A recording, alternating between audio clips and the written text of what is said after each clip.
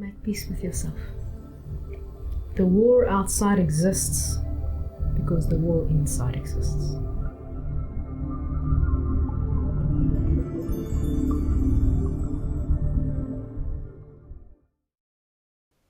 Okay, yes, we're going to be working with the heart. So last week we finished with the forgiveness process. Maybe I should actually just give you a little bit more information on that as well. The forgiveness process we ended with last time is called Ho'oponopono. This is a practice that they do in Hawaii. It originates in Hawaii. And this is the way that they see the only way to make peace with yourself, with the land, with your ancestors, with the people who are not even around anymore, like your ancestors who could have already passed away.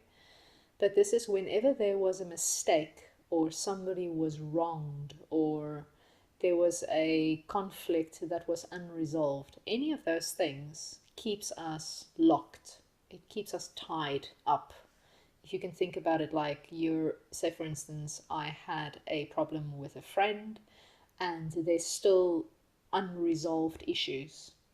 It means that both me and this friend are energetically still attached to each other, like, handcuffs. And you can't really release until both parties have found some form of resolution and forgiveness, because that dissolves that bind and then you can go freely. So they strongly believe in Hawaii that if there's any conflicts or any misunderstandings, you go through this practice of forgiveness. For, as I said last time, it's not that you did something wrong. It's not a blame game, but it just means that you're unable to see what it is that somebody else is seeing, because you don't see the full picture. You don't see their perspective, and their perspective their perspective comes from their life experiences, their traumas, their culture, their language, their belief systems, their whatever it is that they've done in their life, their education. This gives them a specific perspective of life. But if you've got a different perspective of life, it means that you can't see through their eyes. You can try to be objective, but you still can't see through their pain. You can't still see through what it is that caused them in life to make certain decisions as a whole. And therefore, you don't see what they see. And it's this inability to see that makes us feel disconnected in life, that makes us feel like we're separated or alone or disempowered because we can't interact, we can't communicate on some level, or there's a misunderstanding from others about what it is that you mean when you say certain things. And all of this is again leading to disempowerment, leading to feelings of isolation, of loneliness, of just being misunderstood, basically. So you're not connected in that moment in time, you're separated. And so the interconnectivity, which is the love, it separates you in that moment. And the only way for you to become whole again is if you're feeling the interconnectivity, so that you can find the wholeness internally as well as externally. Being understood as well as understanding, which means feeling that support, which means you're part of the whole. You're connecting to cosmos, to earth, internally, externally, all dimensions, basically. So the forgiveness process is vital, because you may not understand what was being said or what was done wrong. And as I said, the most important thing is it's not a blame game. It's just saying sorry for not being able to see where another person's coming from. Because by you recognizing that you can't see, it humbles you, first of all. So it puts you in a position where you can actually receive more, because you're humble. You're not just standing your ground and trying to prove a point. You're actually humbling yourself, going, I can't see what you see. I don't know what you're feeling. And that opens you up to be able to receive more of what they are sharing with you.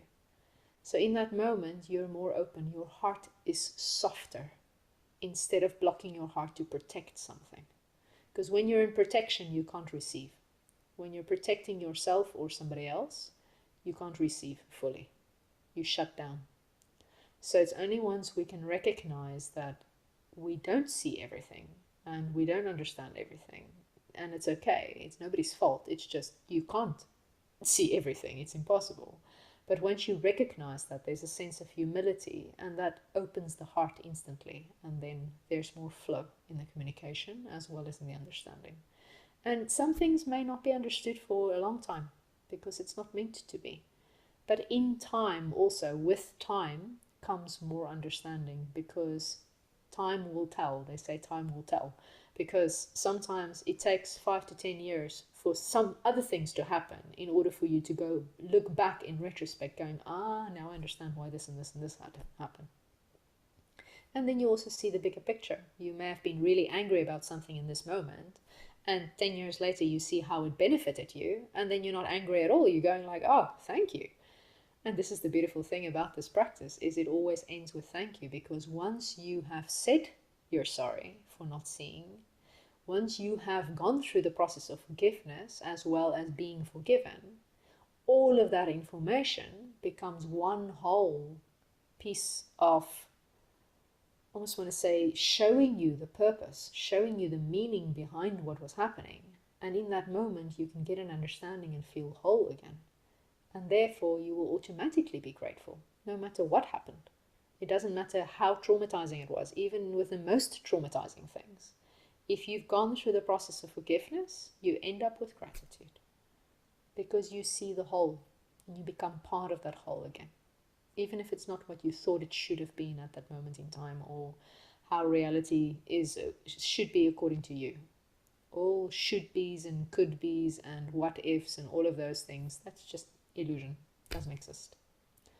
So we need to live in the present reality, where things are not always perfect, but they're always there to guide and to teach something, if we're open to learn. Can I just ask back to that Ho'oponopono just for a moment? Say it's a specific situation or specific people or persons, do you visualize them, or you don't even make it related to a certain situation? It depends on the circumstances, and it depends on that moment in time. So only that moment in time will tell you what is required. I'll give an example. So I've gone through 3-4 years of intensive forgiveness practices. And during that time, some people I had to literally call up and say I'm sorry, because it was necessary to have a conversation with them, also to give them some form of peace or understanding or explanation, or just recognition that maybe there was something that I didn't see at that moment in time, and I'm sorry. So some people I did have to call up physically, and some people more than once. But other people I could just, in meditation, just work with them as entities, as beings in front of me, or not even per person. You just work with an experience or an event that happened. And sometimes you just sit in meditation, you just go, I'm sorry, I'm so sorry, I'm so sorry. And you don't have to know what you're saying sorry for. You just send it in all directions to whoever and whatever it is that you've harmed in your life, including yourself. But you just start with the words, I am sorry, because the intention is there to ask for forgiveness. Mm-hmm. But first you have to recognize that there was a mistake somewhere, that something was not right, that you didn't see something very clearly. So how that plays out, I almost want to say you'll be guided once you start the process. Because once you start this process, it takes over. It starts taking you over. You don't do the process anymore. It does you. So whenever you're just like walking down the road, I'm sorry will start coming through your head, even though you didn't even think about it. It comes from beyond you, because the intention has been very clear that this is something that you would want to work with. In the same way with mantras, sometimes if you work with a lot of mantras, it's like I can wake up and a mantra will already be playing in my head. It's like, or walking down the road and I'm hearing the mantra. I'm not singing the mantra, so it's coming from somewhere else. So basically, it is already been so deeply imprinted that that's the intention. That is automatically, it works through you at that stage. And then you're guided, which means whoever you need to call up or whoever you need to see in person or whatever, it will automatically happen. You'll know what to do. I just wanted to ask if anybody had any feedback about last week's class about the Ho'oponopono in the end. Yeah, it was for me very, very beautiful because I felt it did something like you explained now, that it feels there's really some deep, not really grief, but something yet that, yeah, there are a lot of things not solved, and while doing it, it felt like really releasing these, yeah, maybe old things, and people came to my mind, but also it was to myself that I also was feeling to my body that I feel sorry sometimes to maybe do some things which are not nice for my body. So it was beautiful. Thank you for sharing that. Likewise, Annelie, I found it quite hard, I guess, to let go of certain things or certain people. But when I was forgiving myself for putting myself through all that trauma and hurt and sadness and tears and pain and months of hanging on to stuff. So I guess it's something to work with, like, and your explanation today was really helpful for me to sort of understand the exercise a bit more. Hopefully the rest sort of lets go, and yeah, the more you do it, I'm sure it frees other stuff up. But yeah, it made me quite sad to think about what I put myself through. I don't know, I can't quite explain it, but yeah, it was forgiveness for self and saying sorry to myself and my body. Yeah, sometimes that's the first step, because it's hard to forgive somebody else if you've not actually learned how to forgive yourself.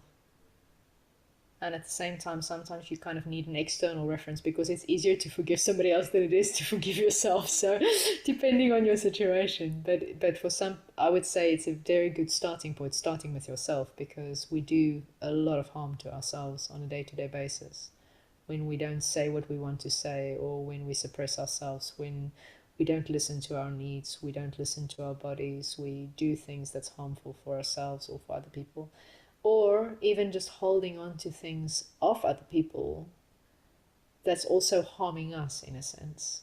So just as you're saying, like it's too hard to forgive them, so you hang on to it, but that's actually causing you more pain.